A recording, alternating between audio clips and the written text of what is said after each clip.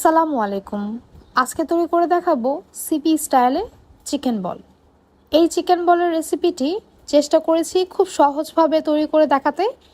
আর এই চিকেন বলের স্বাদটা সিপিতে যে চিকেন বলটা পাওয়া যায় হুবহু সেই চিকেন বলের মতোই হয়েছে। আশা করছি রেসিপিটি আপনাদের খুব ভালো লাগবে। চিকেন বল তৈরি করার জন্য আমি এখানে 2 কাপ বোনলেস চিকেন নিয়ে নিয়েছি। এখানে দিয়ে দেব কাঁচামরিচ কুচি 1 চা চামচ, দিয়ে দেব সাদা গোলমরিচ গুঁড়ো পুরোপুরি 1 চা চামচ, অ্যাড করব আদা রসুন বাটা 1/2 চা চামচ। এখন দিয়ে দেব শুকনো মরিচ। এই শুকনো মরিচের দানাটা ফেলে তারপর আমি এখানে ব্যবহার করছি।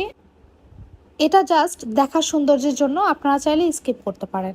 এখন দিয়ে দেব 1 টেবিল চামচ পরিমাণ ময়দা, আপনারা চাইলে এখানে কর্নফ্লাওয়ারও দিতে পারেন, এবং দিয়ে দেব 1/4 কাপ বেকিং পাউডার, দিয়ে দেব লবণ স্বাদ মতো, এবং দিয়ে দেব 1 চা চামচ পরিমাণ সয়া সস। আমি পুরো 1 পিস পাউরুটি এই চিকেন বলের সাথে মিক্স করব।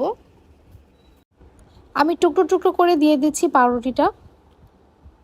পাউরুটি দেওয়ার পর এটাকে খুব ভালো করে মিক্স করে নেব এবং রেস্টে রেখে দেব 10 মিনিটের মতো।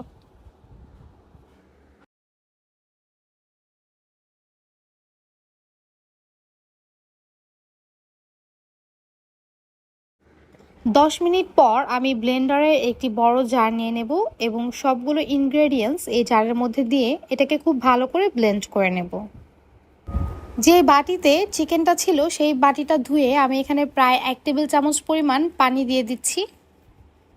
আপনাদের যদি প্রয়োজন হয় তাহলে পানি আরেকটু বাড়িয়ে দিতে পারেন। এখন এটাকে খুব ভালো করে ব্লেন্ড করে নিয়েছি। একটি মিক্সিং বলে চিকেনের এই মিক্সচারটা আমি ঢেলে নেব এবং এটাকে আরও 10 মিনিটের মতো রেস্টে রেখে দেব। যদি আপনাদের মনে হয় মিক্সচারটা একটু বেশি পাতলা হয়ে গিয়েছে অথবা একটু পানি পানি ভাব আছে, সেক্ষেত্রে আপনারা নর্মাল ফ্রিজে রেখে দিতে পারেন 15 মিনিটের মতো। যেহেতু আমার এই চিকেন বলের মিক্সচারটা পুরো পারফেক্ট ছিল, তাই আমি এটাকে আর ফ্রিজে রাখিনি, এটা এমনিতেই রেখে দিয়েছিলাম 10 মিনিটের মতো রেস্টে। এতে করে এটা বাইন্ডিংটা খুব ভালো হয়। এখন 2 হাতে তেল নিয়ে আমি গোল গোল করে চিকেন বল তৈরি করে নেব। আপনারা আপনাদের ইচ্ছে মতো শেপ দিতে পারেন। এখন চুলাতে পানি যখন ফুটে উঠবে ঠিক তখন আমি চিকেন বলগুলো গরম পানিতে ছেড়ে দেব। এই চিকেন বলগুলো অবশ্যই গরম পানিতে ছাড়তে হবে।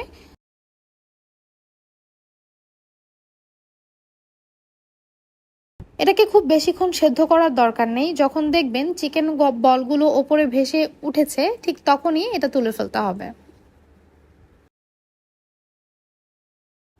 দেখতে পাচ্ছেন চিকেন বলগুলো পানির ওপর ভেসে উঠেছে। এখন এটাকে আমি তুলে ফেলবো। এ পর্যায়ে চিকেন বলগুলোকে ঠান্ডা করে আপনারা ডিপ ফ্রিজে সংরক্ষণ করতে পারেন। এই চিকেন বলগুলো সম্পূর্ণ ঠান্ডা হয়ে আসলে তারপর এটাকে তেলে ভাজতে হবে।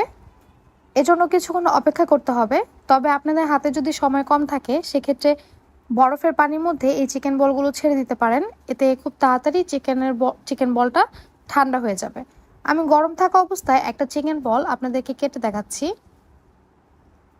জাস্ট একটু দেখেন এটা কতটা পারফেক্ট হয়েছে আর কতটা স্পঞ্জি হয়েছে। ঠিক যেমন সিপিতে চিকেন বল পাওয়া যায় এটা ঠিক তেমনই হয়েছে। চিকেন বলগুলো ঠান্ডা হয়ে আসলে একটি প্যানের মধ্যে সামান্য পরিমাণে তেল দিয়ে আমি এই চিকেন বলগুলো ভালো করে নেড়েচেড়ে ভেজে নেব। আপনারা যেই কালারটা চাচ্ছেন সেই কালারটা আসার আগ পর্যন্ত এটাকে একটু নেড়েচেড়ে ভেজে নেবেন। এটাকে খুব বেশি ভাজার প্রয়োজন নেই, কারণ এটা অলরেডি সেদ্ধ হয়ে গিয়েছে। সিপির দোকানের সামনে দিয়ে যাওয়ার সময় চিকেনের যে একটা সুন্দর স্মেল আসে, এই চিকেন বলগুলো ভাজার সময় চারিপাশে সেই স্মেলটাই ভরে গিয়েছিল। আর এটা খেতে হয়েছিল দুর্দান্ত। আশা করছি আমার এই রেসিপিটি আপনাদের খুব ভালো লেগেছে।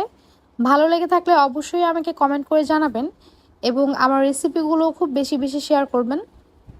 এই চিকেন বলগুলোকে আমি এখন কাঠির মধ্যে সাজিয়ে নেব, ঠিক যেমন করে সিপিতে চিকেন বলগুলো বিক্রি করা হয় ঠিক তেমনভাবে। আমি ভেজে রাখা একটা চিকেন বল আপনাদেরকে কেটে দেখাচ্ছি এটার ভেতরটা কতটা স্পঞ্জি হয়েছে।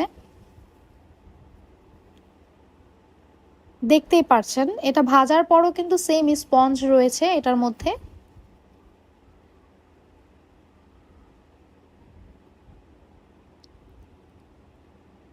এতক্ষণ এই রেসিপিটি দেখার জন্য আপনাদেরকে অনেক অনেক ধন্যবাদ।